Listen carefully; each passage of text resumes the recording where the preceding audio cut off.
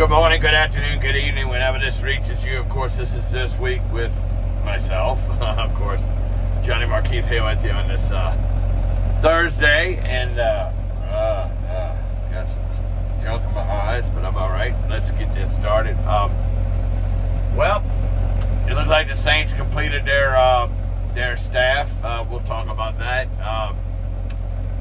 Brian Kelly talked about some stuff with LSU yesterday, and he introduced the rest of his staff, and it looks just things are getting ready for that.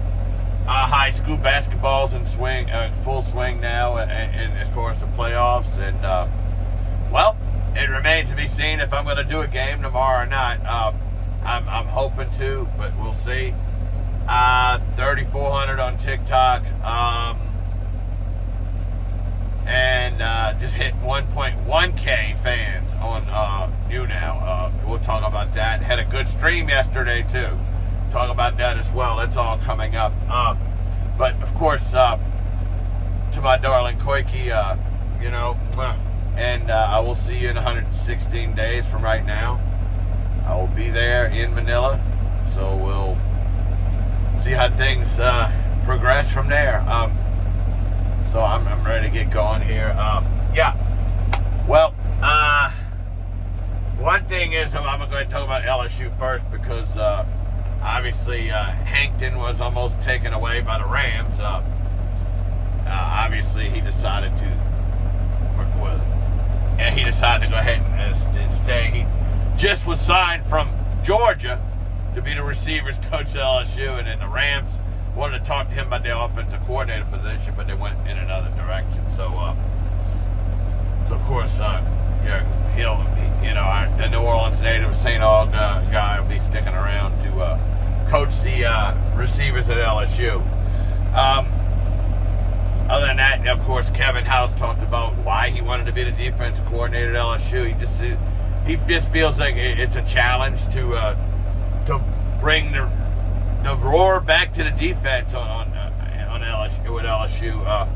I think Brian Kelly, and I think they're going to do some good things. The fact that Miles Brennan decided to come back for another season, and tell you what, hats off to Gordon McKernan, the Baton Rouge attorney, for getting some LSU athletes some NIL deals. Of course, he can't take care of everybody. He even took care of a women's basketball player, so that's good. I'm glad to see that. So that's pretty good.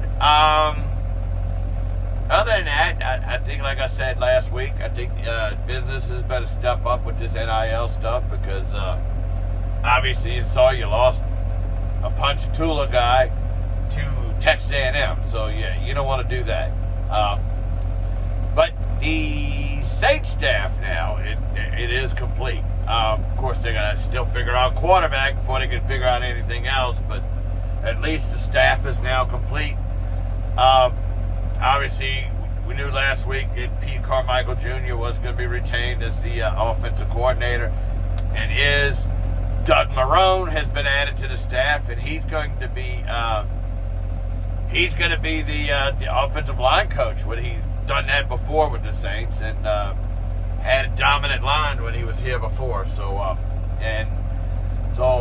we need an experienced guy, and Doug Marrone's the perfect guy to do what we need him to do to fix that offensive line and get it back strong again.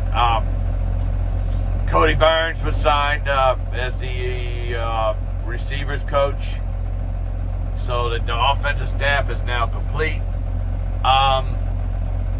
The other thing is they decided to go in a direction of co-coordinators on defense. So Ryan Nielsen and Chris Richard will share the duties as the defensive coordinators. But when you say quarterbacks, when you play two quarterbacks, you got two quarterback system. Oh, you're playing two quarterbacks. You play two, that means you got none. You got co-coordinators, that means you got none. But they'll still do their assignments with their. Nielsen will still coach the defensive line, and Richard will still coach the defensive backs. Also, Rizzi was retained as the special teams coordinator, so that's actually a good move as well. They're keeping pretty much the staff intact. They brought in a couple of fresh faces, but it is what it is. You know, you got to do what you got to do. So looks like they took care of that. We'll see. But now the question is, before you figure out who's going to be the second receiver opposite of Michael Thomas, you got to figure out who the quarterback's going to be first. So, yeah, good luck on trying to figure that one out. So, we got that going on. High school basketball has kicked off. The select side did their first round game. I didn't see that. And St. Michael did win their first round game over Turlings Catholic, so they'll be playing U High tomorrow night over at U High. And I wish the Warriors luck in that game. The non-selects will start their first round this Friday or tomorrow. Offered my services to West Jefferson, didn't hear anything back. I'm still trying to figure out. It's the first time they've been in the playoffs in a good little while, and surprised I want the game covered. And it's a 15-18 matchup against East St. John. Of course, the winner of that game is going to have Alexandria next on Tuesday. So, like I said, I offered my services. We'll see what happens. Well, they won't be playing Tuesday because they won't be playing Mardi Gras. They'll probably have to play Monday or Wednesday. We'll see. We'll see how that works out. Are they going to make a play Mardi Gras night? I just know if West Jefferson wins, Alexandria would have to come to them in the second round. So Monday, Tuesday, whatever it would be, they would play.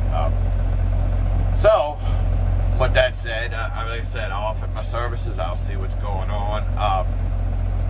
I did hear that there's somebody who might be looking for people to broadcast games for them. So we'll see. And maybe I'll get contacted. Maybe I'll do a game. If not, I might just call Ken Trahan and say, let me go cover the U-High St. Michael game for Crest City Sports. And I'll write a story about it and all that. Bayou State Sports Saturday, of course, we'll talk about some of the stuff that happened here, but I want to talk about baseball. I'm probably going to put a call in to somebody that's really a big follower of LSU baseball and a member of the media, so he might be able to get him. We'll see. We'll see how that works. Other than that, it's pretty slow this time of the year, of course, for the Jam Sports Network. So, we got to do. Yesterday, I finally brought back Mental Health Wednesday to YouNow. I did it concurrently between TikTok and YouNow, and I tell you what, the YouNow stream got very, very, very active. So I was very, very happy with it. Had a decent audience, and then Roxy Toxic decided to do a raid on me, and it had like 75 people in there. And it went pretty well. It really did. I gained some points and some diamonds, so worked out well. Last night on my sleep stream, I hit my 1100 fan. So now next to my name on my profile says 1.1K in the number of fans, so that's good. That's a step in a good step in a direction, but I still need 1.4K before I can even be considered to be a partner. So we'll see how that goes. But I mean, 400 hit my 446th day yesterday, so yeah, so that's good. Of course, TikTok